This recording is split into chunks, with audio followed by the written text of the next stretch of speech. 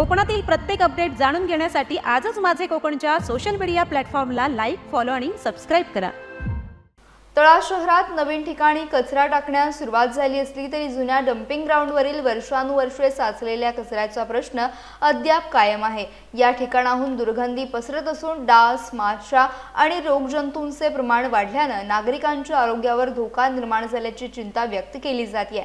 नगरपंचायतने घनकचरा व्यवस्थापन नियमानुसार आंबेळी येथे नवीन डम्पिंग व्यवस्था सुरू केली आहे। मात्र जुन्या ठिकाणी प्लास्टिक, ओला कचरा आणि वैद्यकीय कचरा मोठ्या प्रमाणात साचून असल्याचा आरोप नागरिकांनी केला। पावसाळ्यात या कचऱ्यातील दूषित पाणी जमिनीत मुरून भूजल प्रदूषित होण्याची भीती व्यक्त होतीये। त्यामुळे जुना कचरा तातडीने हटवून बायो मायनिंग किंवा अन्य कचरा प्रक्रिया करून ही जागा स्वच्छ करण्याची मागणी तळा शहरवासियांनी केली आहे।